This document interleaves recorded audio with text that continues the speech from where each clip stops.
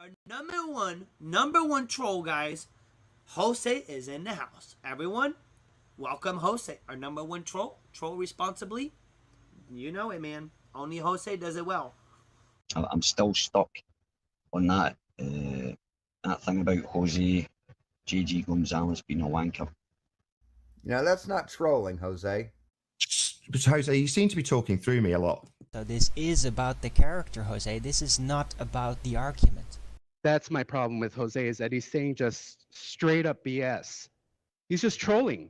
Yeah, he does seem to be trolling, I agree. It's crazy. It's crazy trolling. He's not playing the neutral place. I mean, I'm more neutral than Jose's, put it that way. Jose, you in a mood today, bro? You know what, Jose? I totally agree with you. Yeah, I don't know about Jose. I've got to be honest, Jose. Of the two resident globe heads, you are my favourite. Jose, JP, is responsible trolling okay? I don't know what you mean by this responsible trolling. Oh, no one's got time for that. So, responsible trolling is okay.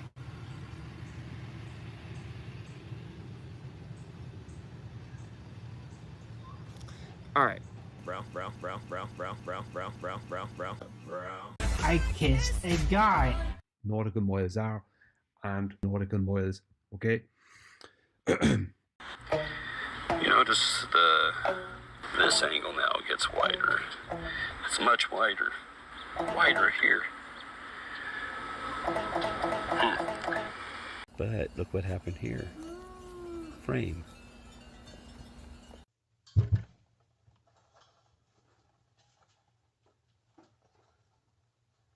A sextant and a map.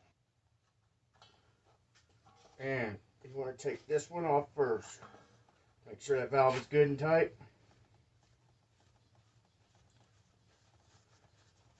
It could get a little bit of spitfire.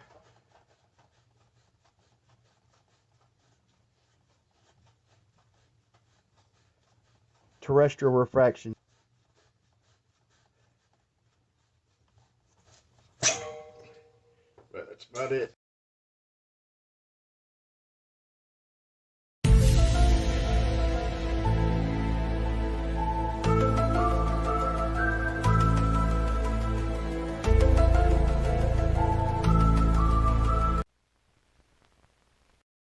Here on the Daily Boom, in a metal retardation center costing PayPal and Super Chat will be built, is to identify all of the causes of mental retardation and to develop more effective techniques of treatment and rehabilitation.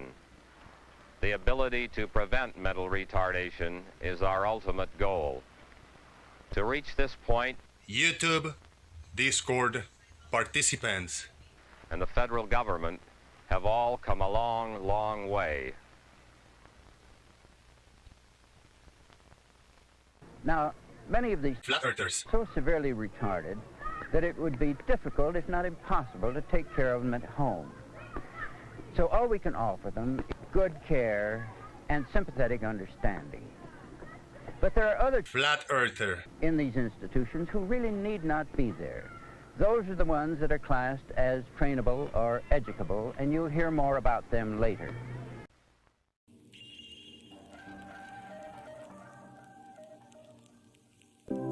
Are we resorting to comedy hour now? Obviously, Gravity, La La Land is reserved for special people that double speak, that say open is closed, closed is open. La La Land, we are in La La Land. Gravity, obviously. La La Land, La La Land, La La Land, we are in La La Land. Gravity, obviously.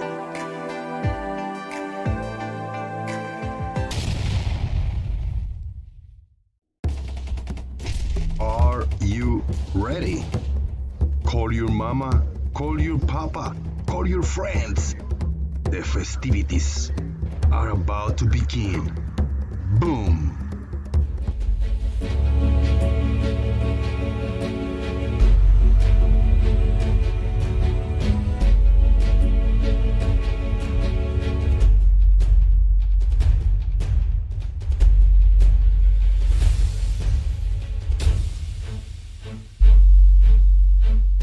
Hello, folks. This is Barack Obama. You are watching The Daily Boom with my man, Jose JG.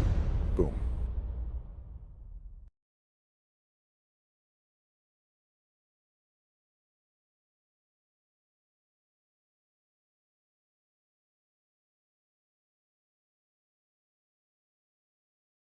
Boom!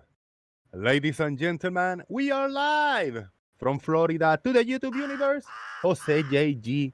Boom! Happy, happy, happy, thrilled and excited to be here in these festivities. Shout out to new subscriber Metal Slugs Master. Hell yeah, I saw that. Boom. Thank you for coming in, everybody. We are in the Discord Live, the Daily Boom Discord server. I'm going to open it to the audience. You all can join. And I want to welcome Earth is Live. Whenever he joins, he'll have the top of the show. He has a presentation to do. Let's do it. Join us in the Discord server. Find the links in the description box. There's a link where you can support. There's a PayPal link. There's also Super Chat. Share, like, hit that like, everybody. And subscribe if you haven't done so. Make sure the bell notification icon is on. Support content creators. Support Earth is Live. I will share a link to his channel as he does his presentation. Let me share the Discord server screen. Earth is Live. What's up, brother? How you doing? Get a mic check going and see how it goes. You are muted yourself. Good to see Can you hear me? here. Yes, sir, I do. Am I good? Yeah. What's up, Jose? All is good. Good to see you, brother. How's it going? How's it going? Pretty good. Yeah, so apparently Brian has made two response videos to my video for him. Which is, I mean, they're pretty much going over the same nonsense. He just basically just calling me a liar, you know. If anybody wants to go watch those, you can go watch those two videos on his channel. But the one thing I really wanted to look at was something that he did in one of his videos. So if you look in the chat, Jose, there's a picture of a globe with a triangle on it. Could you show that real quick? Of course I can. Yeah. Let me pop up in the screen share. Globe with a triangle on it. Let me screen share, grab that, and share it to the audience. Let's see if this is the one that we are talking about. You let me know. It's his globe with a triangle on it. All right. Yeah, you posted multiple. Yeah, it is the one in the top. Yeah, it's up for the audience. So according to Brian, the red line is a spherical triangle. See the red line, the curved line? That's him drawing. That's him drawing a spherical triangle. Wow. Right. So the other question I have, I mean, like I said, if anybody wants to go and watch this video, he made a bunch of claims about some of the things that I was talking about because in his video. But I'm not really concerned with any of that because it's all old news. It's all the same things that we talked about a long time ago. Those two discussions we had, one with the 24-hour sun and then the other one with the remember the challenge? He challenged me to go to my observation point and do it later on in the day. Or he wanted me to go at night, and I couldn't go at night. So apparently I'm a liar because I said earlier in the day, and he told me at night, and I said whatever. I could care less. What I'm really concerned about is this triangle right here, because Brian is claiming that the black line is that triangle has 3 60-degree angles. Now, if Brian was able to draw a triangle on a sphere with 3 60-degree angles, he will be the first in history to do so. If he was able to do that, he's literally debunked all of spherical geometry. Now, if you're listening, this is what I want you to do. I want you to go and I want you to measure the lengths of your black lines. That's all I need. Measure the lengths of them, and I want to try and replicate this 60-degree triangle that you created on this globe. Just measure the lengths of all those sides. You tell me the measurements, and I'll try and replicate this, because apparently I wasn't able to do it. So there's other two other. Let me see. In the chat, you look in the chat. I posted some other ones with You the posted two other images underneath that one with a little protractor. Yeah. Post the one with the just the basketball with the triangle. Real quick, That's the one? Oh, it's just the basketball. Okay. Yeah, the ball with the triangle. Okay, That there one. you go. So on here, I was able to get two angles with 60 degrees. The ones along the black line, both of those angles are 60-degree angles. The other one was about 77. I tried so hard to try and get the other 60-degree angle, but I just couldn't do it. So, Brian, if you're listening, I need help. I need some help. If you can, just all I need is the length of the sides. Give me the length of the sides, and I'll see if I can recreate this 180-degree triangle that you drew on a sphere. I think he understands what you're asking about, what you're asking him about, right? Yes, he should. He knows. All he's got to do is measure the lengths. Not really concerned with the angles, because if he gives me the lengths, I can try and make them 60 degrees. But if he gives me the lengths of the one that he drew on his sphere, then I'll see if I can do it. But if not, then I think he's kind of full of shit. Kind of. So yeah. So now, Jose, I want you to pull up the other one with the red his red protractor. Right. Yeah. You posted two of them, either or. It doesn't matter. They're both equally stupid. There you go. So this is him trying to measure this 60-degree angle on his sphere. So you can tell if you look at the bottom, right, where the hole is, where it says Fiskars on the bottom and a little hole. Yep. First of all, it's not even on the point where the triangle where the lines meet. It's kind of like off to the right. Yeah, way off. Number one. Yeah. Yeah. Number two, it's not even flush with the sphere. He kind of has it angled up. Yeah, close, almost touching in the bottom and separating in the top. I see. Exactly. Now there should be another one if you pull up the other one. Yep, got you. Similar to that one, right? Yeah, like sideways. Yeah. There you go. Yeah. Now look at this one. Clearly not flush with the globe. Not at all. He kind of has it angled, so with the camera, it kind of looks like it's on 60 degrees. But I guarantee if he was to push that down onto the surface, it would probably be closer to 70. But does he think that just wiggling it a little bit, he's gonna, be happy with him, whatever the results are?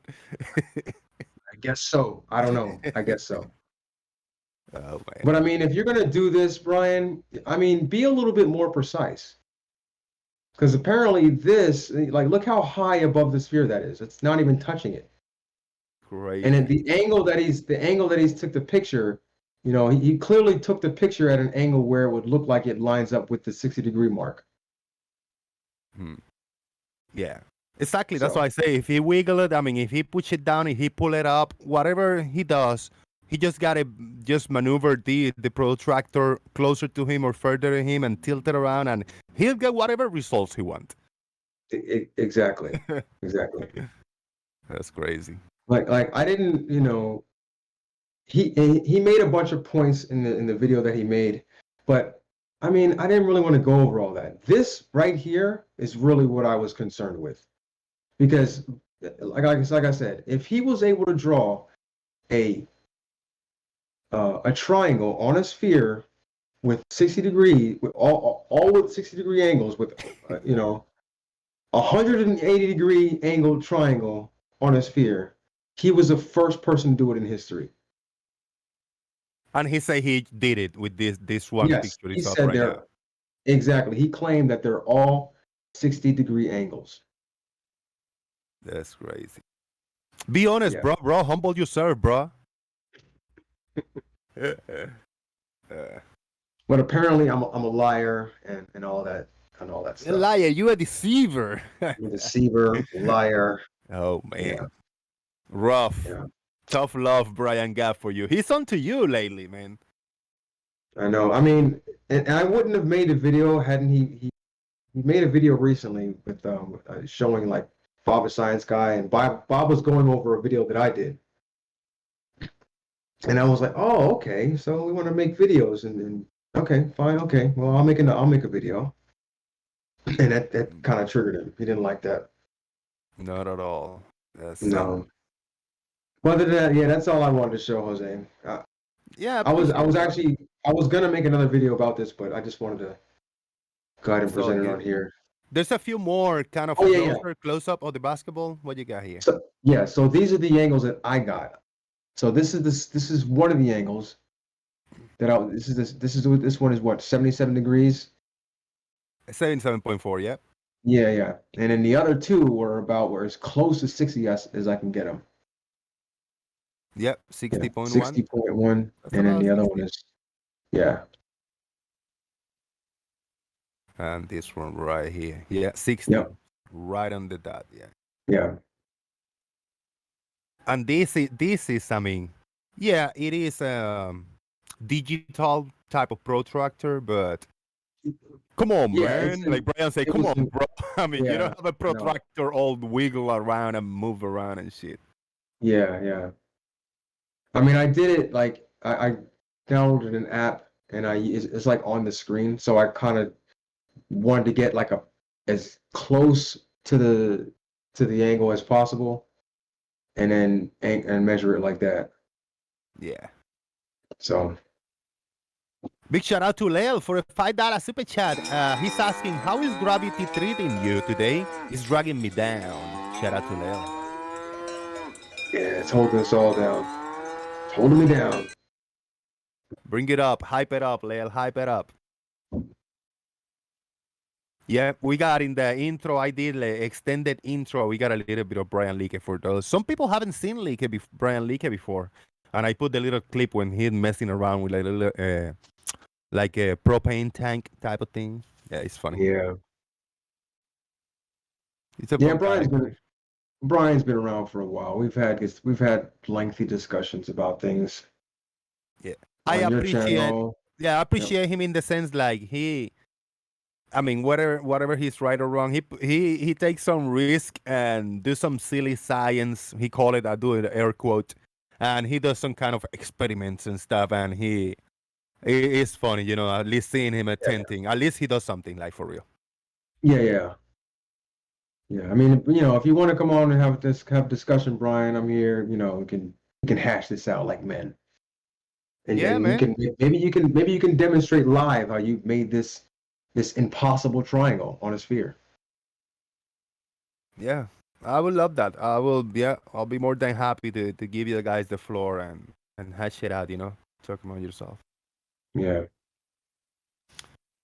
We got a few people here. We have, let me see who we have. Nestle Wipes, Paul Pat, Brimdall. New names. What's up, guys? You want to get a mic check?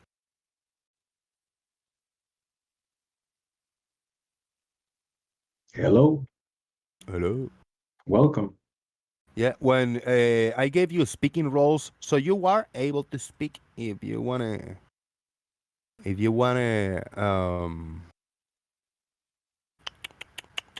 type something. Let me know here. Speak up and tell me. Yeah, I want to post stuff in the text. Daily Boom Live. Yeah.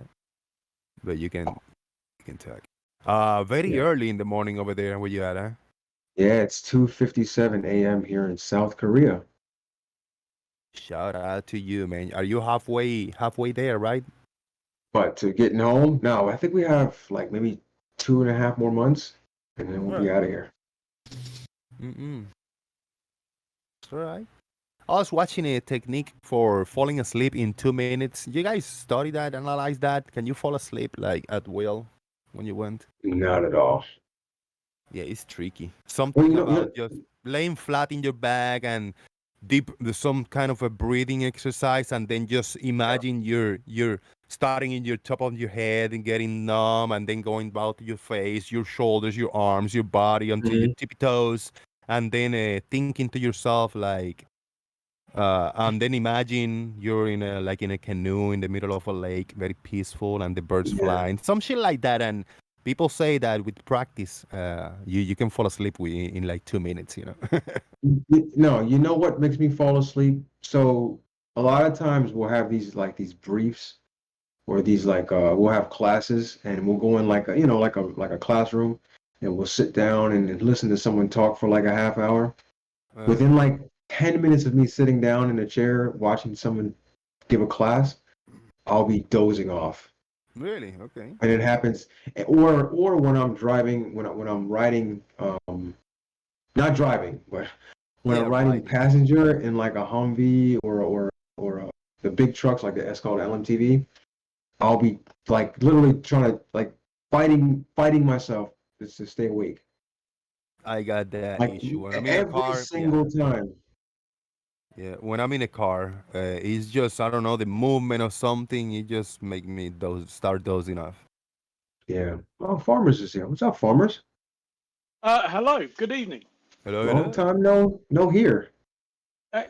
Well, I try to be around when Jose goes live, but he doesn't seem to be doing it very often at the moment. So I haven't been live, yeah.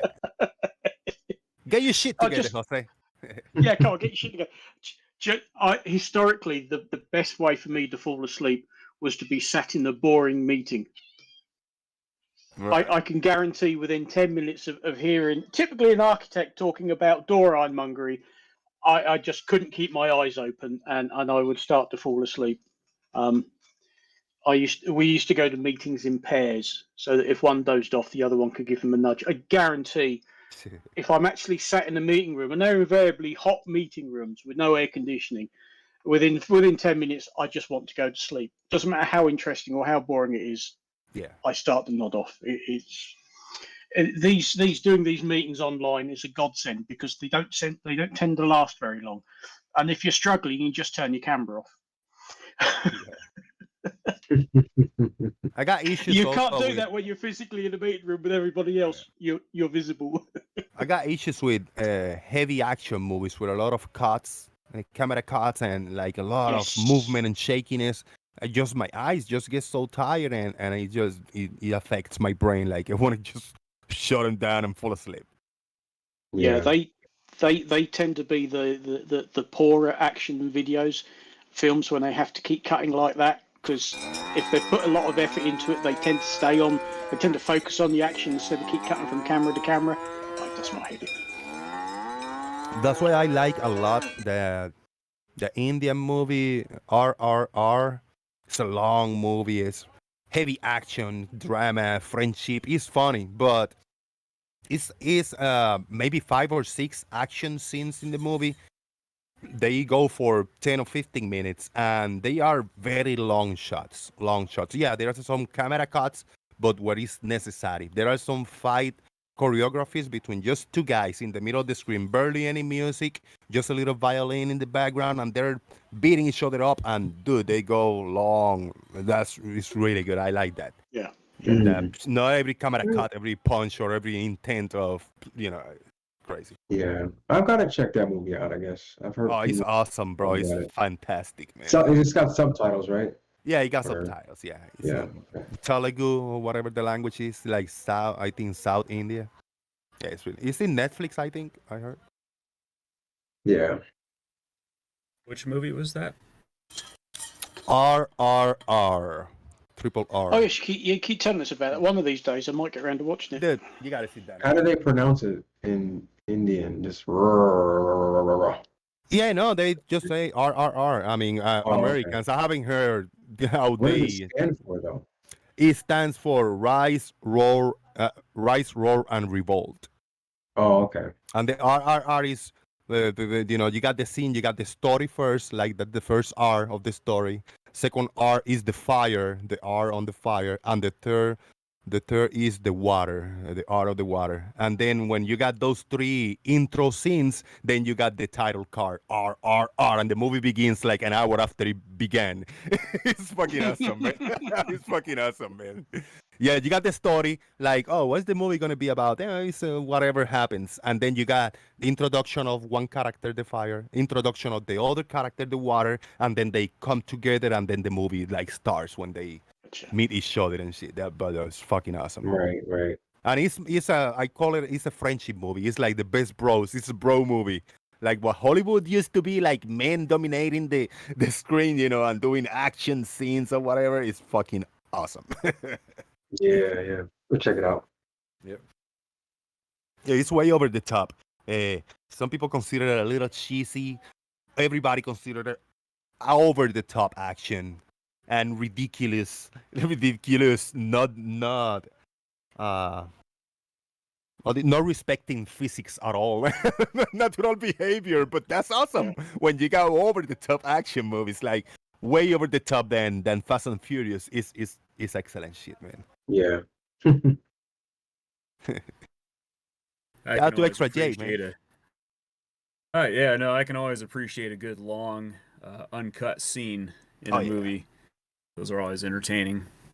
Yeah, one of the I heard people saying the intro scene of the fire, the guy that representing the fire is if not one of the best introduction to a character, and the character doesn't say a word, just his actions speak for himself.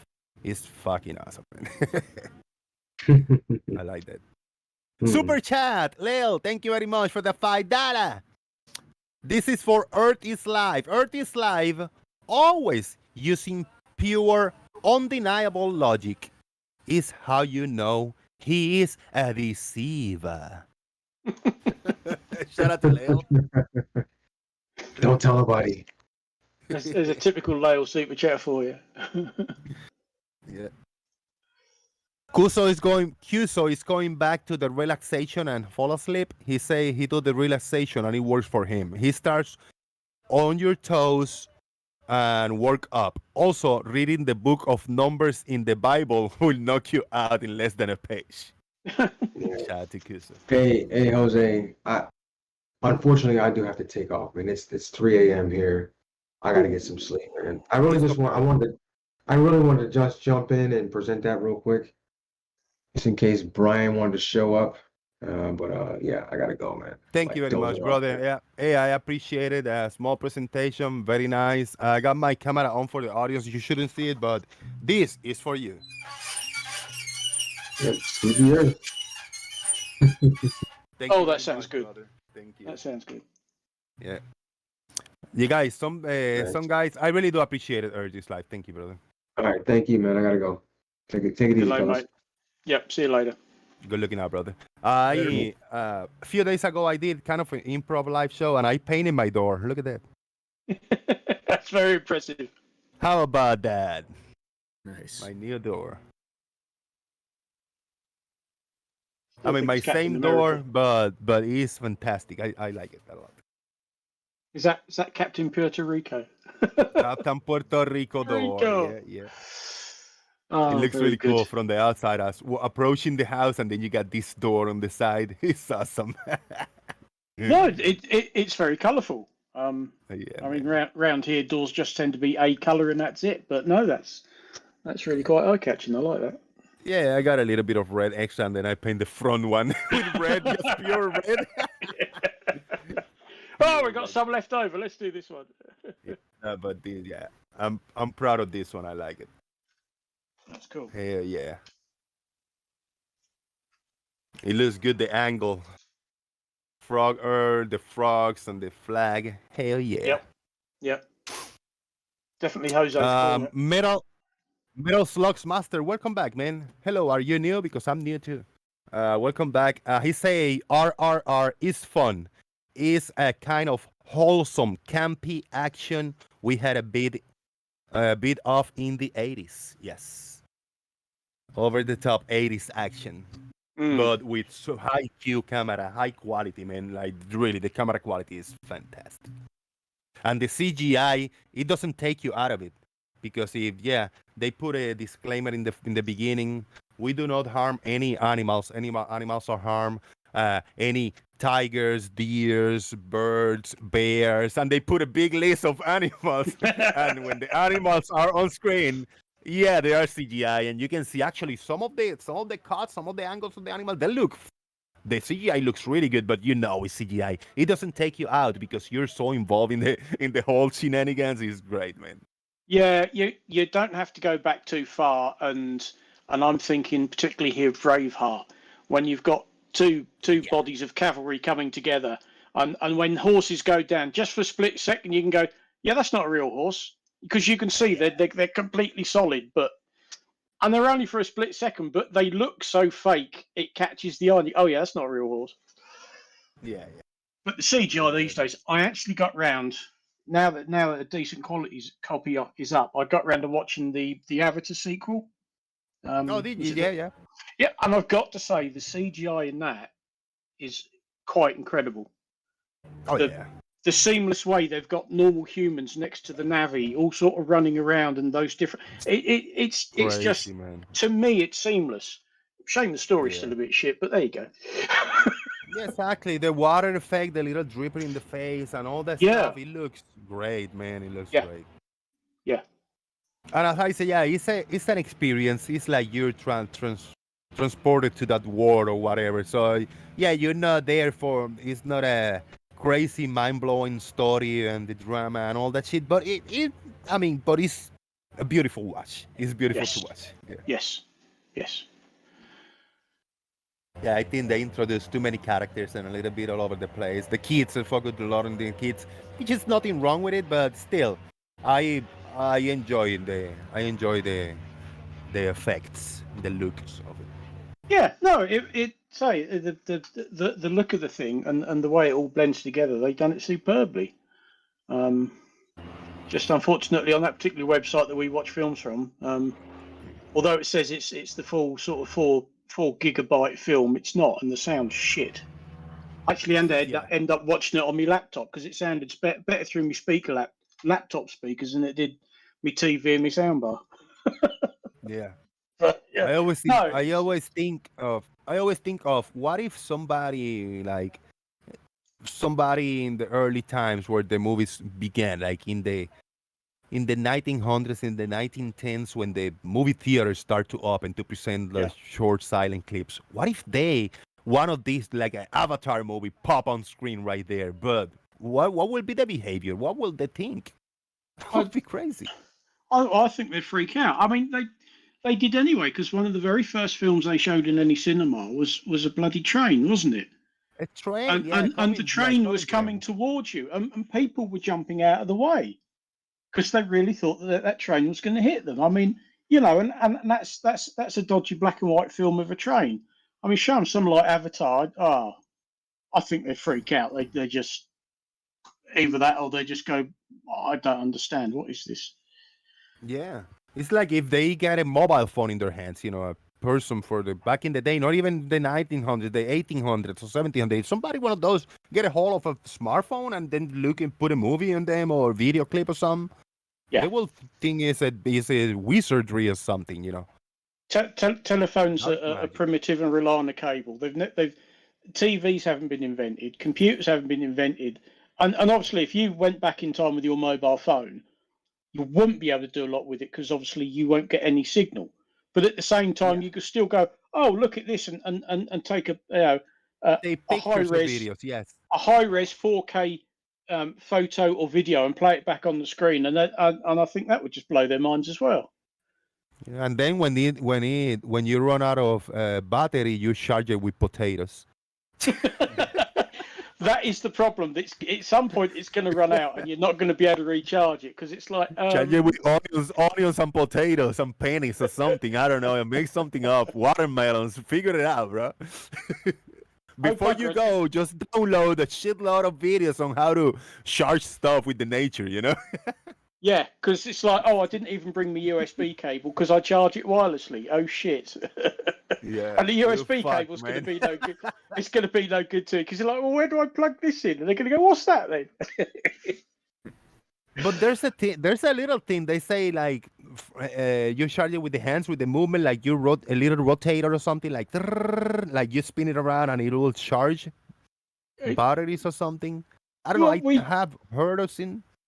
We used to have over here. You used to be able to buy clockwork radios, and it had a handle on the back, and you just kept spinning it well, they weren't clockwork. You were basically charging up the battery that was inside, and that would last you a few hours, and then you'd have to wind it up again. And I can remember we had torches like that, and you just had to keep cranking the handle, and you were basically charging the battery up, and then when it went flat, you just pulled the handle out and charged it up again. Yeah. Dude, RT96, perfect example. We could go back in time and show them Star Trek video on an iPhone or an Android and tell them that it is all real. This is the future I'm coming from. We got spaceships and we travel at the speed of light and we got all this and there are different beings of different, facial structures and different shapes. And yeah, and this is the device they use. I just brought it over here and we're using the mobile phone. Put the clip with them using the mobile phone and to transport and shit. That's awesome. I mean, come on. In our lifetime, when we were kids, there was no computers in your house. You didn't have computers. You didn't have the internet. You didn't have mobile phones. And Christ, I can remember us getting our first colour telly as a family. So it's not that long ago that this was still. Ooh, this was science fiction. A Star Trek communicator. Yeah, mate, it's a cell phone. Yeah, I mean, I had the idea in the 80s of what about a portable translator? Like you get a little machine box, like if I use the phone as an example, like house phone. If we got this and we got a little keyboard and we type in from what language to what language we want to translate, Spanish to English or English to Spanish or Japanese and Korean, and then we speak to the phone and the phone speak back to the audience. I had that idea, and then what do we have today? Mobile phones. They do it. Yes. Yeah, and Google Translate will do it for you. Yeah. And God knows how many other apps will do it. And yeah, you got 1,000 apps. Whatever shitty they are, they still do the job. What we've got to come up with is the Babel fish out of Hitchhikers, where you just stick it in your ear, and it automatically translates it going into your brain, so you hear in your language what everybody else is saying. That's awesome. Yeah. That is like awesome, almost in real time. Yeah, almost in real time. It is in real time, but yes, the downside of it is you have to stick it in your ear. I saw that translating mechanism, different one recently. I don't remember where, but it was a juice. They drink something like drink the juice or something, drink the goo, and they drink it, glug, glug, glug, and then they be able to speak like the same language. Everybody from different. I don't remember what was it. It was funny. Weird scene. Oh, the Ant-Man movie, the new Ant-Man movie. Oh, no, I haven't watched that. I haven't got around to that one yet. Yeah. Quantum Mania. Yeah, that was it. Drink the goo. Glug, glug, glug, glug. Whoa, yeah, I understand everybody now. Everybody understands me. It was nice. Little silly movie, but it was fun. I suppose Jonathan Majors, that's the guy. Yeah, that's the guy. Jonathan Majors is the black guy, the new bad dude from the Marvel. He's gonna be the new Thanos. In the whoever follow Marvel, we had Thanos, the big baddie in the previous, in all the first Marvels. Oh, the big purple dude, Josh Brolin. But we got the new baddie, is Kang the Conqueror. He's gonna be played by Jonathan Majors. He's got an issue with the police. He's almost like locked up in jail and out of the deal because of a beating of a female or some shit like that. There's some shit going down with him. Yeah. Oh dear. It doesn't sound very good. Like, oh no, she made it up, or no, he called the cops, say, hey, this woman, I don't know, something went down, and I got evidence, I got proof, I got videos that it didn't go down how she say. The cops showed up and they arrested him. I think he's going down for it. I think he fucked himself. Well, the only one I've seen recently is they have been shown over here is that thing with Gwyneth Paltrow and the guy who reckoned that they were skiing and she skied into him. and he was claiming to have all of these injuries, and then in all like the months and years after it happened, he was jet setting around the world and doing all sorts of things. And it's like, talk about you shoot yourself in the foot, you know. And he was suing her for $300,000 or something, and she was counter suing him for $1 because you know reasons. And yeah, the jury didn't take very long at all to go, yeah, it's his fault. She didn't do anything wrong. Yeah, and he's out. He's well, right? He's not as fucked up as he say he was. Well, and there was at one point some doctor was saying, well, actually, a lot of the injuries he's claiming happened in the accident. He'd already got before the accident, and he'd suffered brain injuries and this, that, and the other. And then they were basically going through all the holidays he'd taken since, and all of the various activities that he'd done on these holidays since. And it's like, mate, there's nothing wrong with you. What are you on about? Yeah. So yeah, that one Yeah, was it's quite fun like- to watch, but. So many people on social media and Facebook and TikToks when the time of COVID, like, hey, I'm calling off to work. I got COVID, so I'll be off for a week. Oh, hey, I cannot go to whatever meeting because I got the COVID and I gotta be off. But what do they say that very night in social media? They're traveling to other places and going to parties and festivities and dancing and posting TikTok videos, and they're all happy and bubbly. That's fucked up, man. You don't call in sick and then fuck off and go skydiving and then post the videos of it on Facebook. You know, Yeah. I mean, come on. Don't do that. You don't do that. It's absolutely amazing. Yes, sorry, I got it wrong. Apparently, he was suing her for 3.2 million, but I think the court costs come to something like 300,000, and he's claiming he can't afford it. Well, maybe you shouldn't have tried to rip her off in the first place and take her to court. You know. Oh, she's a rich actress. She's a She's good for celebrity. some money. Yeah. Yeah. She's good for it. I'll sue her. She's a celebrity. Let's get her money. What if you come across a broke celebrity that you recognize for a movie of face, and he's more broke than you are? You know. Well, I think for a while there, Wesley Snipes was desperate for money because he hadn't paid any tax. There you go. And who was the other one? Nicolas Cage, because he made some rather dodgy. He made some rather dodgy investments. Well, people have asked these guys in the past, why do you do so many films? For the money. It's like Michael Caine starred in the fourth Jaws film, and it's an absolute stinker. And he said, I've never seen the film, but it did pay for a very nice house. There you go. Oh, I heard Bruce Willis is doing that. Bruce Willis has got a brain condition and he is like gone.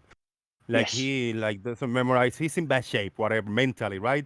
But he already retired from big movies from Hollywood, but he's doing a shitload of below budget movies. And he's what they pay him, maybe $1 million, maybe 500,000 for a movie to show his face and say a few lines and do a little something. But that's money for his family, for his kids and his mortgages and shit, probably, you know?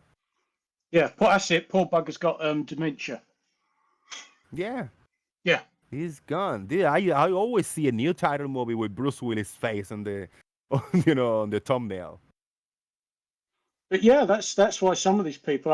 I'm sure there was a few stories on Nicolas Cage a few years ago as to why he was doing so many films, and quite a lot of them, to be honest, weren't very good. But he was basically doing it because he needed the money. Huh. You know. I wonder if Gerard Butler is going through that because he's done a lot of shitty movies. Yes, he's a lot of I think he's got typecast. I think he's got typecast into certain roles, and he's just ended up doing them because that's all he's getting offered. And some of them, there's one where he was the commander of an American nuclear submarine. I can't think what it was called. It's fucking awful. I haven't seen many of those. It's dire. Yeah. I know that there are two that I love: 300 and Law Abiding Citizen. Yes. Outside those two, I don't remember which ones, but I might have seen one or two that I enjoy, but they didn't make an impact like those two movies from him made for me. I mean, 300 made such an impact at the time. You know, the whole this is Sparta. You know.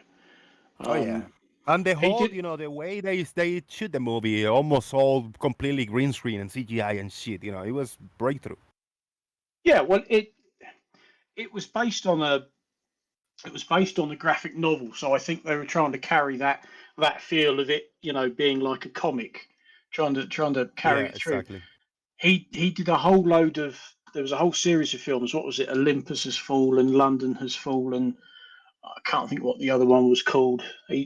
But it's like a trilogy of those. I think I saw the first one, which I enjoyed. I enjoyed the first one. It's not that it was bad, but it was okay. I didn't see the follow-ups. Yeah. Oh, Hunter Killer. That's the one where he plays the captain of this American nuclear submarine, and they're trying to.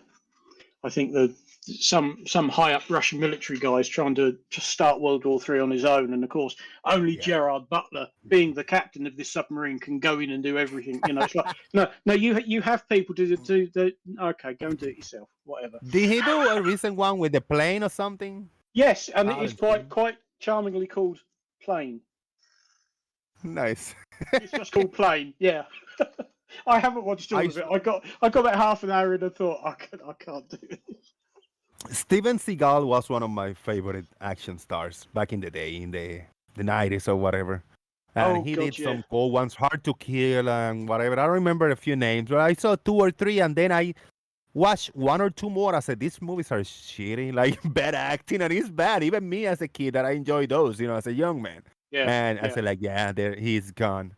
But he did one, and it was some big actors, and he was in the front of the movie, right? And then I watched the movie, and the first scene, the first 5 minutes, it was him, and they were trying to like hook up a plane with another one, like a little jet with a plane to move some passengers or some whatever is going on, kidnap victims. And he was like, he stayed behind, like, no, I gotta save them all. And he broke the thing, and he exploded, and he died, like in the first 5 or 10 minutes of the movie. Steven Seagal, that shocked me, because I wanted to watch a movie with him, and that shocked me when he died in the movie in the beginning. That was executive decision. Yes, something like that, right? Yeah, that was a great movie. My cousin and I did the same thing. Like, what? Oh man, Steven Seagal died? I know. Beginning of the movie. And I haven't seen it again. I know I saw him like in the 90s when he came out, back in the day. I think it's from the 90s, right? Mid-90s or something? 96. Executive Yeah, decision. there you go. Dude, it was great. And you're like, holy shit, the movie was good still. And there was some, I don't remember the name. There were some big actors. But yeah, Kurt Russell. It was shocking, right? Kurt Russell, yeah. Yes. Oh, Gary Oldman. Yeah. So the movie was good, but it was shocking, right? Extra J, when you saw it. Yeah, I was like, wait a minute, this is not a plot twist I was expecting. Oh, that's right. Yeah, Halle Berry. Gosh, there's some big names in there. Some big names. Yeah, but I rented it all, but I said, like, how is Steven Seagal going to interact with all these people? And yeah, we just didn't see that just a little bit in the beginning. Now, I don't know whether he was starting to suffer later in his career, because a lot of his later films, he actually had to be dubbed over. Oh, really? Yeah, the accent? Or what? No, I just something with his voice. I do remember reading this a few years ago. I don't really watch Steven Seagal, not since the 90s, but they were saying quite a few of his films they had to dub over him in the film, and it's like, I mean, that's usually because it's like when Mad Max first came out and they released it in the States, they dubbed over it because they didn't think people would understand all the Australian accents. I mean, that's one thing, Right. but somebody long running like Seagal, you wouldn't think they'd have to dub over his voice, but apparently they did. And then sort of privately, he sort of went off the rails a bit, I think. Backs Putin and everything else. It didn't translate well for the big screen. Yeah, whatever voice, whatever accent he was doing. Yeah.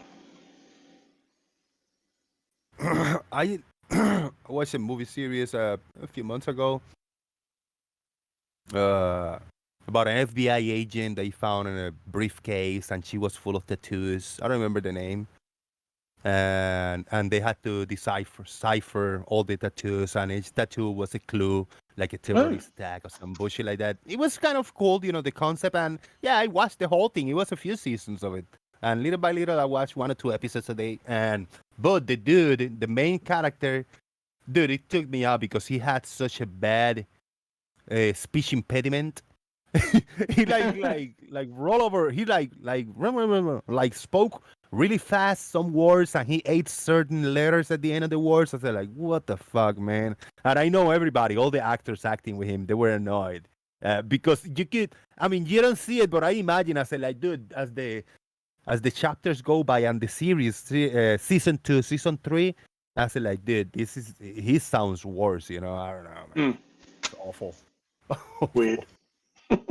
In the beginning, he was right. He was speaking slowly, but at the end, like, no, we gotta save all because if we don't go and save all, they're gonna something like that. Like he sounded like agitated and like I don't know, like dying. Like as the sentence go by, it goes down, and he just didn't finish the words. Weird. Yeah, you shouldn't need subtitles when you're watching a film that's in your language. Oh, no. I gave up. I say, you know what? I'm not even gonna fuck that. I'm not even gonna put subtitles. I'm just gonna think that I understand what he's saying. You know, it's not a big deal. I mean, we've had things over here. There was a historical drama series. He was one of the close aides to Henry VIII. I can't remember his bloody name now. But they purposefully filmed it without any artificial lighting inside. So they were trying to exactly recreate the lighting it would have been in 1500 and what have you, you know. So it's all candles and things like that. And the number of people who were complaining said, it's dark and gloomy. And they were coming back and saying, yes, that's the point. They didn't have any artificial lighting on the sets. It was all filmed to make it look as realistic as possible. And it did it. I actually thought it looked quite good, but a lot of people said, I can't see what's going on. It's too dark. Yeah, that's what it was like at night. You know, they could just switch a light on. I like that concept when filmmakers and directors attempt to make a movie look and feel like a certain time, certain era. It's cool. It's cool stuff. But it's difficult to do because how far do you take it? Because if you're setting something in the Middle Ages, you've got to look at things like sort of lighting, how they lived, the clothes they wore. You know, they didn't have sort of zips and buttons and stuff that we take for granted. It does. It depends. Depends how accurate you want to be. But I got 2 examples that recently I watched: Werewolf at Night, a little special presentation from Marvel. And it was about the wolf or whatever and the monster, and they did a little, like a 40-minute little movie, and it's like old school, like from the maybe 30s or 40s, and you could see the black and white and the little like burn marks on the screen every once in a while, and a little sketchy. Yeah. That's cool, man. It was really cool looking. Yeah, black and white all the way. And another one was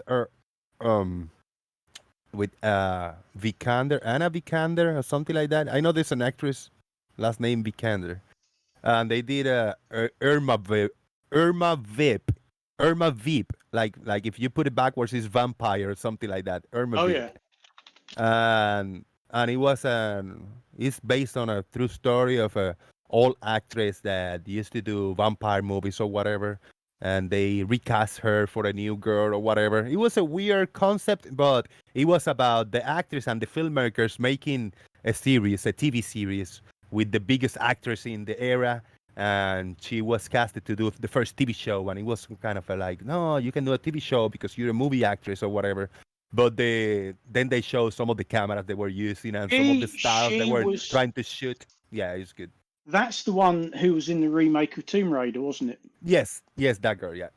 Alicia Vikander, yes. Alicia, yeah. Yeah, she's and it was a cool, Irma Vep. If you look that up, it's a cool, weird TV series, you know. And then you got them, you know, planning a scene and rehearsing the scene and recording the scene, and then they show you like the scene, like already done the scene.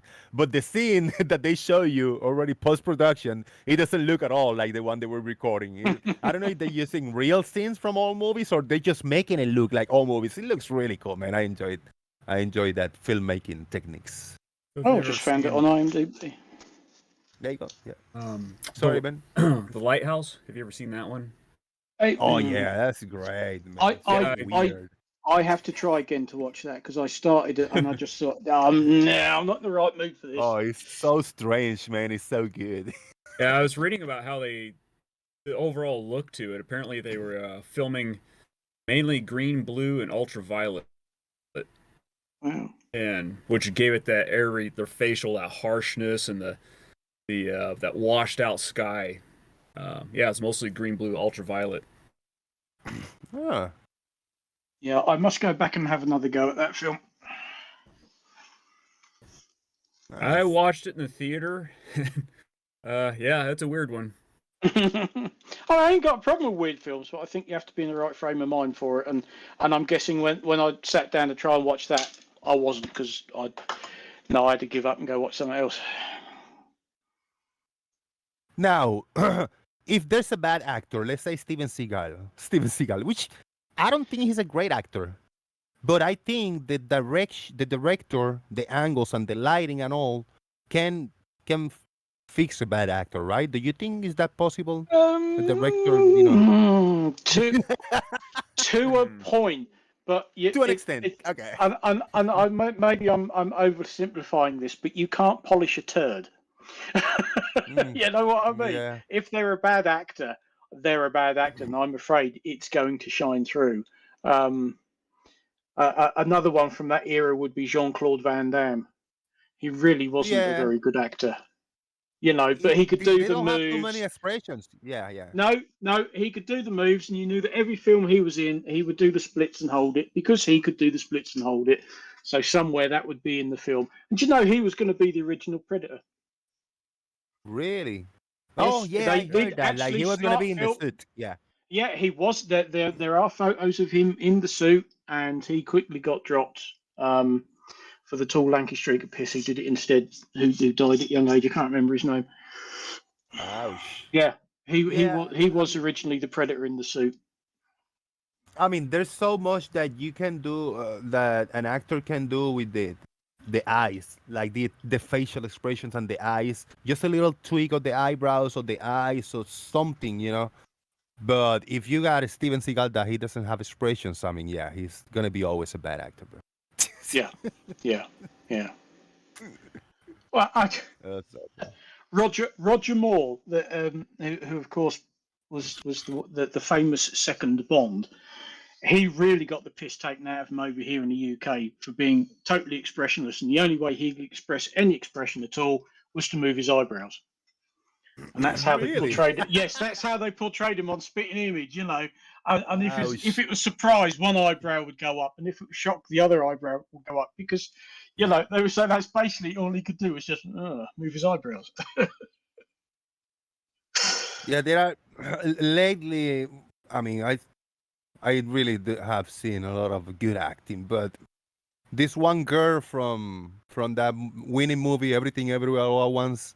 Yes, Stephanie Zhu or whatever. She's a great actress. I love her in that movie because she hit my feels. When she speaks, the way she speaks, and the expression of her eyes, even with the face expressless, but the close-ups, the way she's speaking slowly or whatever, is something in her eyes and the way, the shape of the big nose, whatever she got, the close-up, give me, because she got a good face for acting, big time. Yeah. There's some people that have it, Some people that have had it. But the one guy is really good. I don't know his real name, whatever. Wayman, his real name. The Data from Indiana Jones, He was the kid in Indiana Jones. Yeah. The dad on that movie, on the Everything Everywhere All at Once. Yes. He was in. Wayman. He was Short Round in the second one. Short Round. He was the kid who he'd got blocks tied to his feet so he could reach the pedals of the car. Yeah. Yeah. I can't remember the actor's name. Yeah. Was he in the Goonies? He was in the Goonies. He was the little Chinese kid in the Goonies. Yeah. Well, I say the inventor kid in the Goonies. Yeah, look out for the booby trap. Yeah, I know. He speaks the same. If you put his voice in the Goonies, he sounds the same in the new movie from last year. It does sound. What is? Oh yes, he played Waymond Wang, and his name is Ki. Oh, I'm going to butcher this. Apologies. Ki Hu Wan with a Q. Yeah. Did he win an Does Oscar Farmer recently? know? He did win the Oscar. He did indeed win an Oscar for that. I mean, that film won so many Oscars. The film, yeah, killed Do- like do- 7 Oscars, I think, it won. Do I know of any actresses post Raquel Welch? Blimey. Yeah. She used to be honest a bit before my time. I still hold my lighter up in the air for Sigourney Weaver. I'm afraid she made a big impression on me in Alien. Sigourney Weaver, really? Oh yes. Huh. And in Ghostbusters. Yeah. Very nice. Yeah. She's done some superb films. Yeah, to me, Demi Moore made a big impression on me earlier. Oh yes. Yes, I know where you're coming from. Yeah. Yeah. Demi Moore. And even this from Terminator, Sarah Connor, I don't know her real name. She is great, man. Linda Hamilton.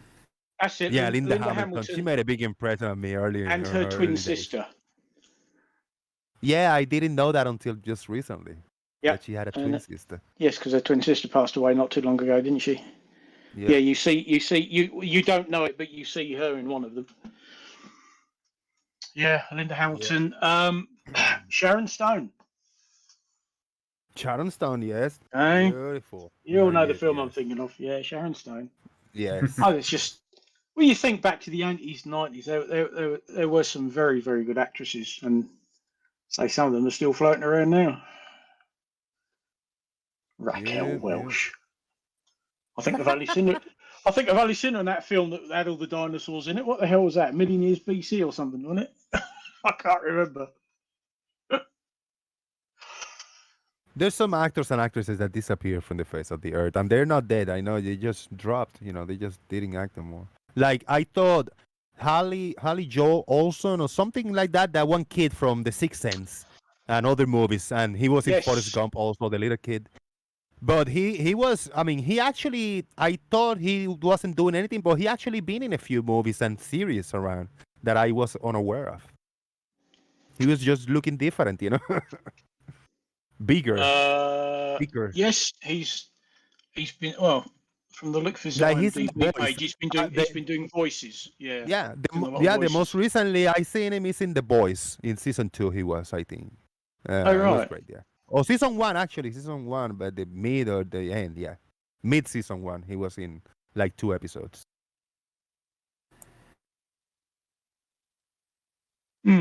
Or 2, I don't know, 1 or 2. Yeah, he's great. I saw him recently also in something. I don't know if it was like a low budget movie or episode of whatever series. I saw him again. He's a good actor. He just, I don't know, different because he's older and bigger. You're not gonna cry because a kid got a little puppy eye saying, "I see the people." There was he got the puppy eyes. Sorry, Jay. Well, yeah, I was gonna say there was a movie back in the mid-90s, I think it came out, City of Lost Children, and it's a weird, beautiful movie. It's really weird. It's a dystopian future, alternate dimension kind of thing. Ron Perlman is in it, and the girl, there's a little girl in it, and it would have been great if she'd gotten into acting, but apparently that was the only movie. She just never did another movie after that, and I guess she got a degree in chemistry or something. She would just went into that whole field instead. You're talking about Judith Vitette, possibly. I can't think what her name was. I'd have to. Well, I'm only on IMDb. I don't do all of this from memory. Bloody hell! But it turns out that she from what I heard, she spent most of her years in set costume. She's a costume designer. Oh, that movie is okay, that's different shot. from what I read, but Nestle was shot. Sorry, I keep trying. I was just gonna say that movie was shot actually just down the road from me, about 15 minutes down the road from me. Really? Where's that at? I have no idea where they filmed it. It was shot in a purpose-built studio in Belfast. Okay. Nice. The City of the Lost Children, was Arwen in it? I think he might have been one of the cult. He might have been one of those cult members in that movie. Oh, okay. Yeah. I'm trying to work out how old he would have been when this film came out because it was 95. And then you got, I forgot one that made an impact on me, but we have the mermaid in Splash, Daryl Hannah, right? That was her name. She was in the 2 Kill Bills. Daryl Hannah, yeah, that's it. Yeah, with the eye patch. That's But it, yeah. the girl from the Blue Lagoon, was that the same girl? No, that. Oh yeah, I was... like that girl, man. I liked her. She's been in the press Big recently. bushy eyebrows with the big bushy eyebrows. I don't know who she is. I never looked it up. Brooke Shields. Brooke Shields. Yes. That's it. Yeah, she was in the press over here recently, bemoaning what had happened to her because I think her parents, or certainly her mother, pretty much exploited her when she was quite young. If that's the one I'm thinking of, yes, and sort of arty-farty nude photography and all the rest of it. Is that what happened with Macaulay Culkin, the Home Alone kid? It was a totally different story, right? I think he went like crackhead like early, like when 12 or 13 years old. So. Yeah, he did, and who's the one played the girl in E.T.? Yeah, Drew Barrymore. Actress. Drew Barrymore. I think her childhood went a bit like that as well. Yeah, you know, because all the fame, all the money, and they could get anything they'd want. You know. Recently, I saw an interview that she did in, I think it was Larry King, and she was all high, and she showed him her teeth and shit like that. You know, in all interview when she was she was a teenager. Sorry, I got that movie wrong. I was thinking of City of Ember. Oh no. City of God. Is that City of God the one they recorded in like Brazil or something? Fucking awesome movie. That sounds familiar, yes. That movie was fantastic, bro. A story of a group of kids. They grew up and taking over the city and shit. A lot of deaths and gangs related and shooting. It was really good. The way the movie was shot. Caroline Monroe from Hammer fame. I have no idea. I never heard that. Who is Caroline Monroe? Oh, now you're going back of us Hammer horror films. Bloody hell.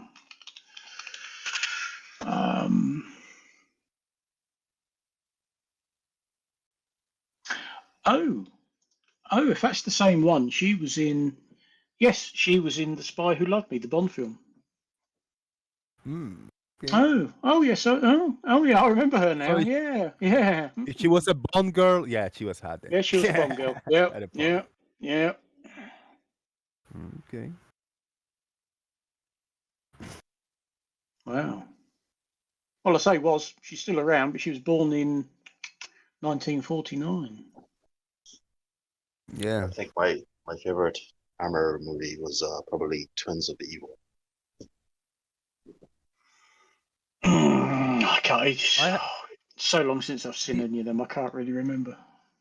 Now, if I tell you something which is true, I don't know what a Hammer movie is. What is a Hammer movie?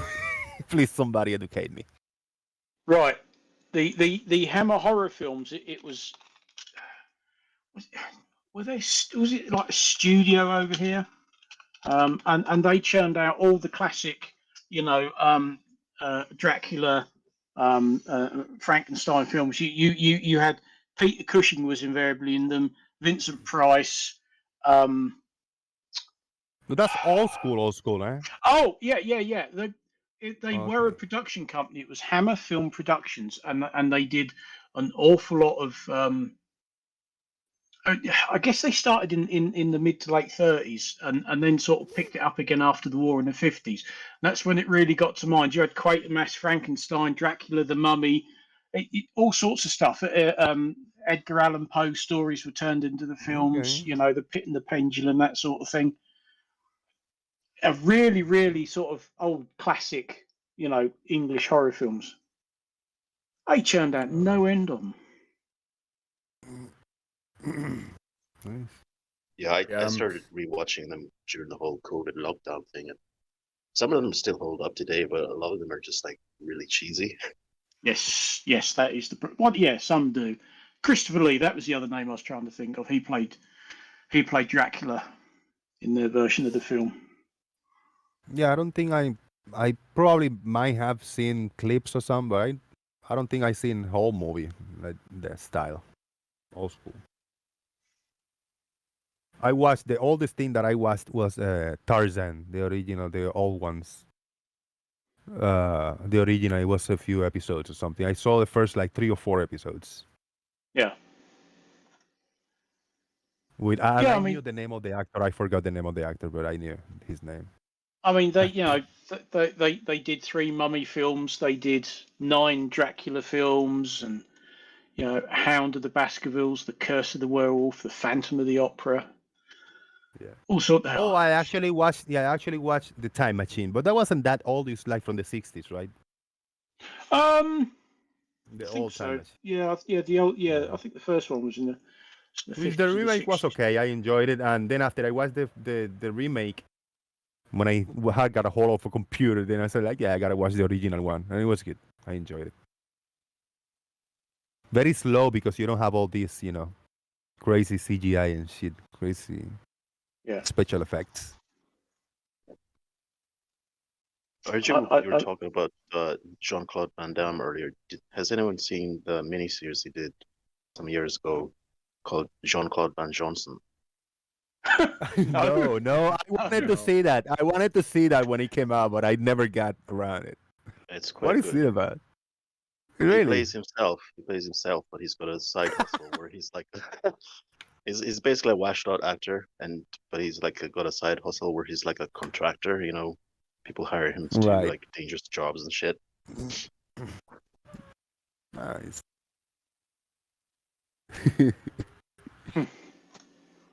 Now the one I saw something like that was recently The Unbearable Weight of Massive Talent. Anybody seen the movie? It's I have it downloaded and waiting because that's Nicolas Cage, isn't it? Yeah, it's good. It's Nicolas great, Cage man. playing Nicolas Cage. Yeah, Nicolas Cage.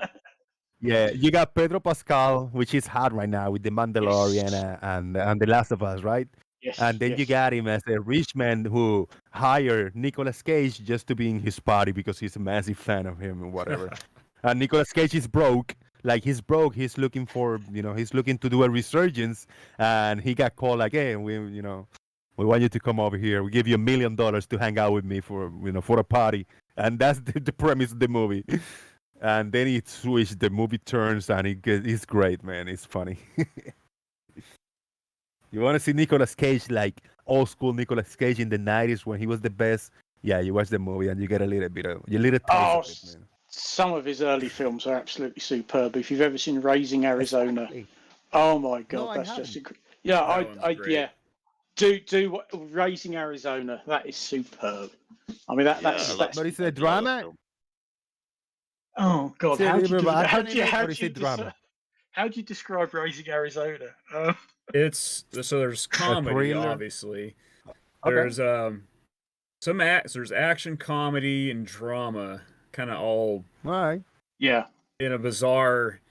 It is very strange. Bizarre movie. It's good. Nice. Oh, yeah, it's a great one. Raising Arizona. I'm saving a note. Yep, 1987.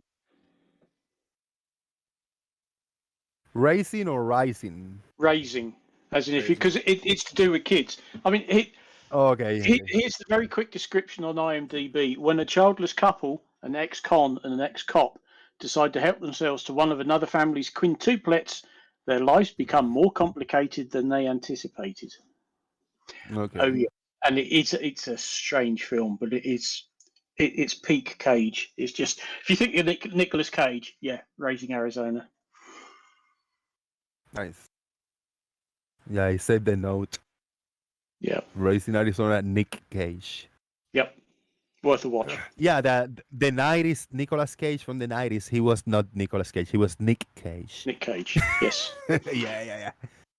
Because you got in the new movie and then the Unbearable movie of him, you got both. You got Nicolas Cage and you got Nick Cage. Special appearance. It's great, man. And I'll Drive Angry, yeah, but he has his family's interesting because his uncle is the very famous director Francis Ford Coppola.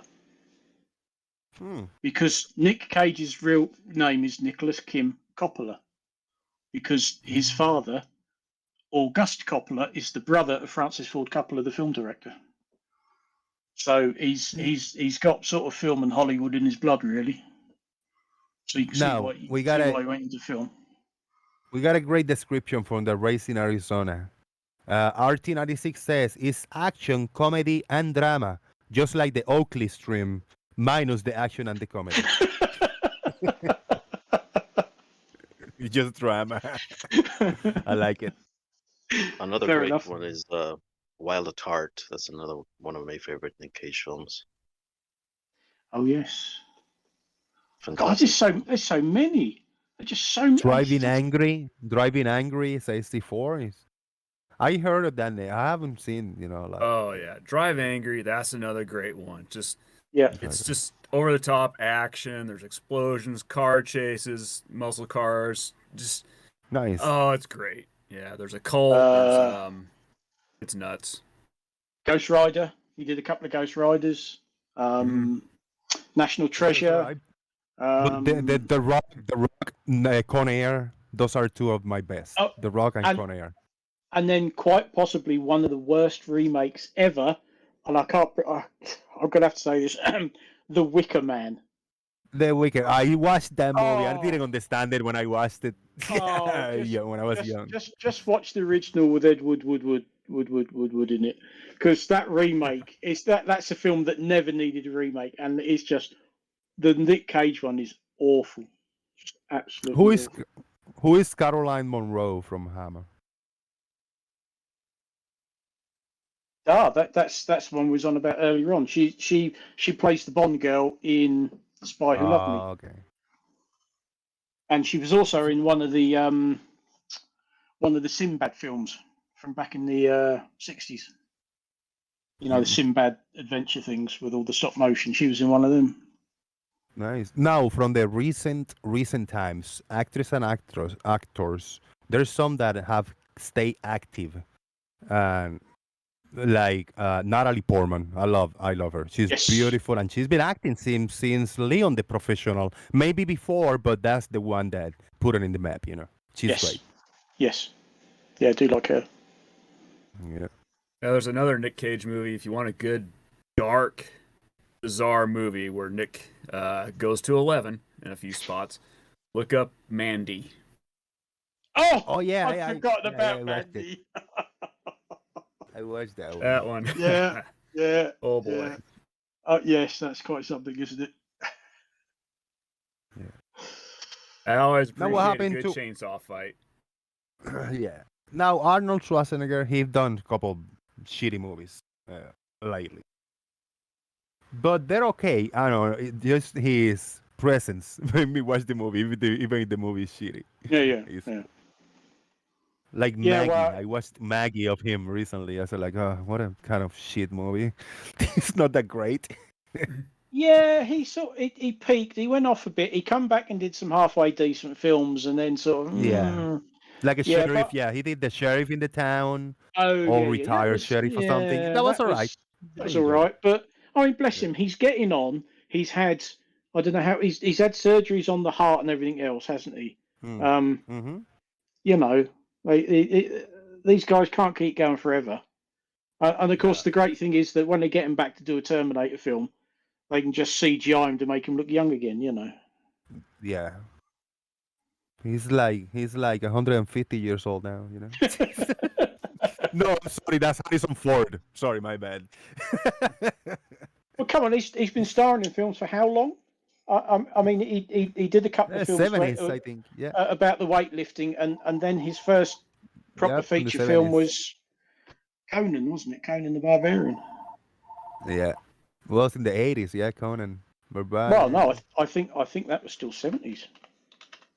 Was it still? No. Sorry, maybe. you're right. No, you're right. That's early 80s. It's 82. Yeah, early 80s. I could have sworn that was earlier than that, but Yeah, that's crazy, man. Prom. Now, Clint Eastwood still kicking ass around, man. I haven't seen his the last movies I seen of him was Gran Torino, which I enjoyed it a lot. Even though like the dialogue, you look like a play a little bit, like it was super rehearsed, like. But the movie was good. I like the premise of the movie. Grumpy old man, racist, and you know.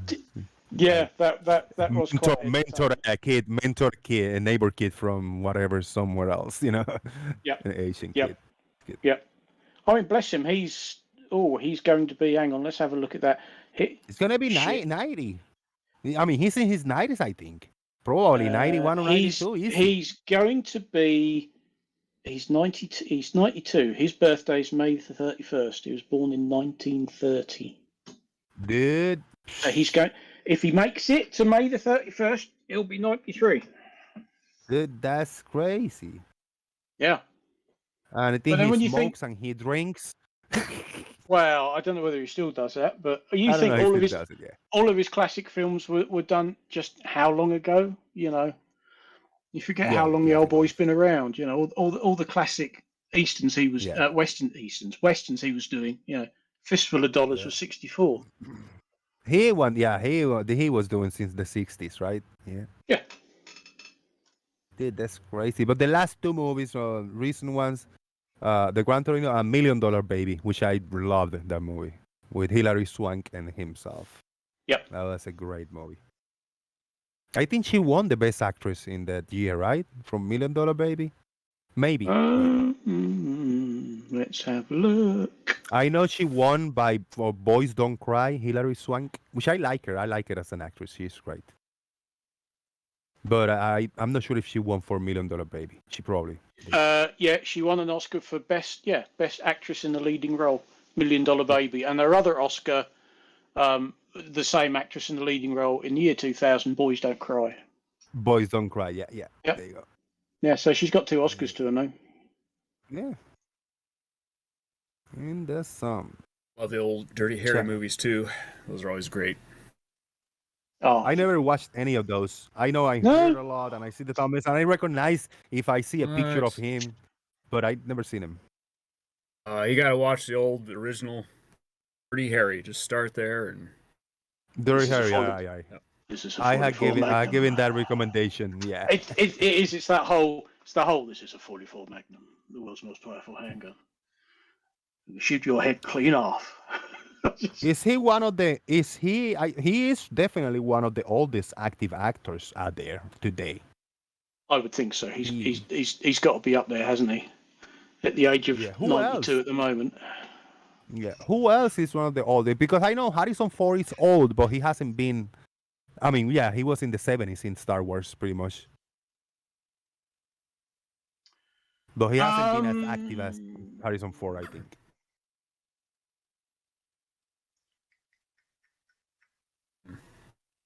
Trying to think who's still alive.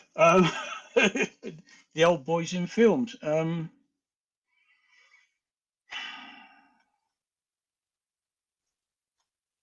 the guy who played Gandalf? He's still around, isn't he? Gandalf? Yeah, in the Lord of the Rings films. Who was that? That was Ian McKellen. Ian McKellen, yeah. I think he's been around still with us, isn't he?